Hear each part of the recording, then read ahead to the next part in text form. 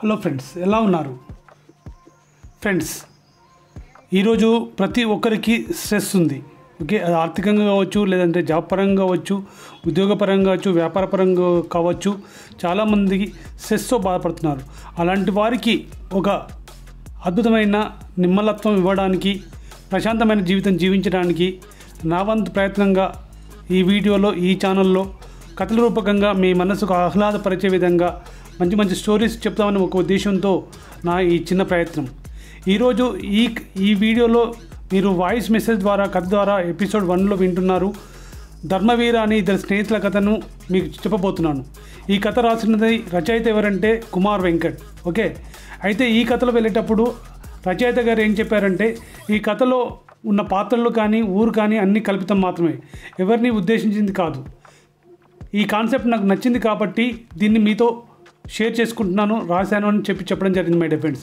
ఆ కథనే నేను ఈ వీడియోలో మీకు వీడియో ద్వారా వినిపించబోతున్నాను.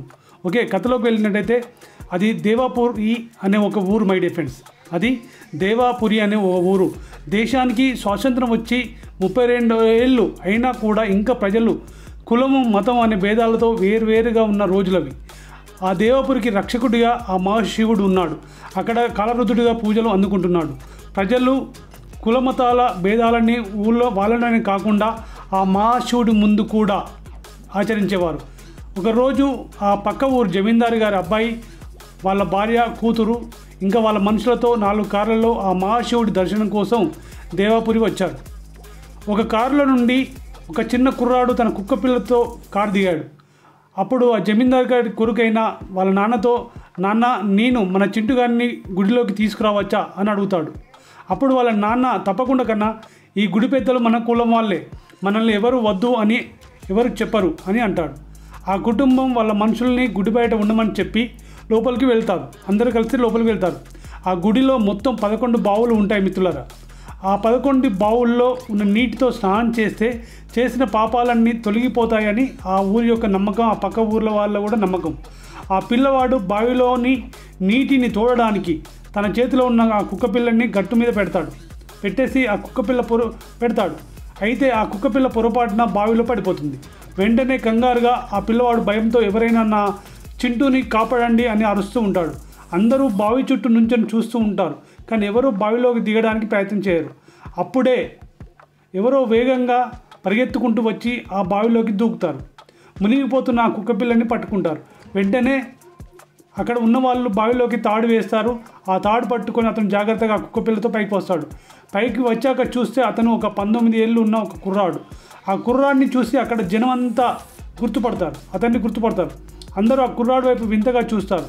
అక్కడ ఉన్న జనం ఏమనుకుంటారంటే, గుడి లోపలికి వచ్చేసాడే, అపచారం జరిగింది అని గొనుగుతూ ఉంటారు.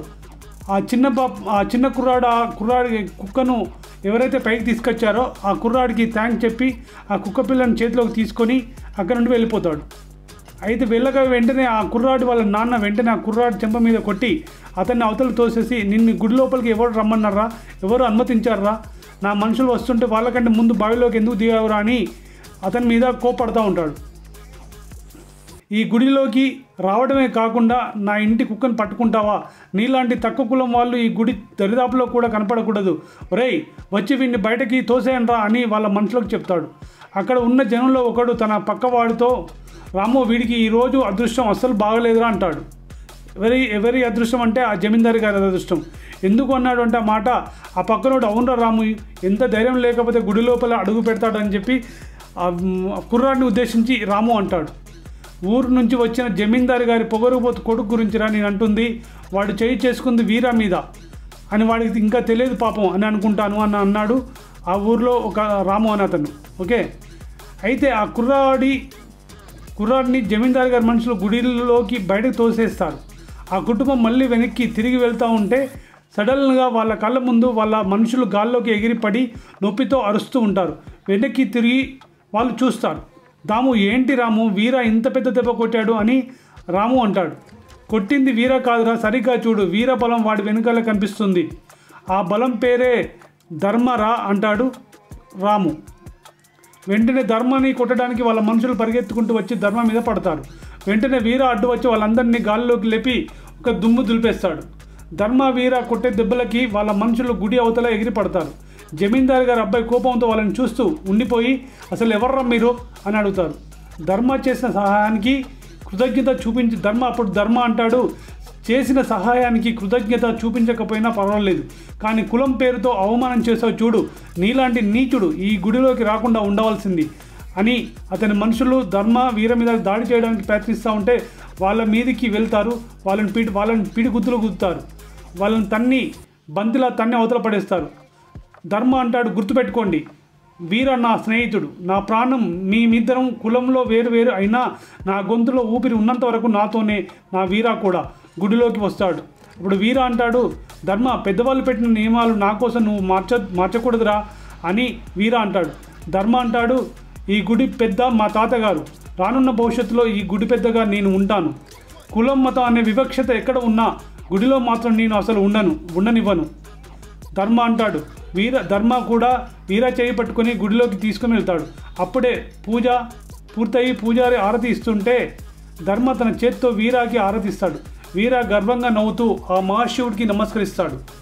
దాము అంటాడు, ఆ ఊళ్ళలో ఉన్న దాము అంటాడు, ఊళ్ళో మందిలో ఉన్న దాము అంటాడు, వీళ్ళు ఇద్దరు ఇప్పుడే ఇలా ఉన్నారంటే ఇంకా పెద్దయ్యాక ఎలా ఉంటారో అని చెప్పేసి దాము అంటాడు. అప్పుడు రాము అంటాడు, ఎలా ఉన్నా ఇద్దరు వేరు కాదురా దాము అని రాము అంటాడు. ధర్మవీర ఎప్పటికీ ఒక్కళ్ళే. ధర్మవీర అంటే వాళ్ళిద్దరు మంచి స్నేహితులే కాదురా, ఒకరికి ఒకరు అంటే ప్రాణం రా అని చెప్తూ ఉంటాడు. ఫ్రెండ్స్, ఈ కథ ఇప్పటివరకు మీకు నచ్చితే ఈ వీడియో లైక్ చేయండి. అలాగే ఇది ఒక 9 నుంచి 10 ఎపిసోడ్లు కనుక దాకా ఉంటాయి. ఖచ్చితంగా ప్రతి ఎపిసోడ్ మీరు వినాలి. మీ మనసుకి ఆహ్లాదకరంగా మీరు హ్యాపీగా మీరు చేస్తున్న పనులలో సక్సెస్ కావాలి, అన్ని రకాలుగా మీరు హ్యాపీగా ఉండాలనుకుంటే ఈ ఛానల్ని సబ్స్క్రైబ్ చేసుకోండి. ఇలాంటి మంచి కథలు ఈ ఛానల్ ద్వారా మీకు అందించబోతున్నాను. నెక్స్ట్ సెకండ్ ఎపిసోడ్ నెక్స్ట్ వీడియోలో మీకు అందిస్తాను మై డిఫెండ్స్. ఇప్పటివరకు ఈ వీడియో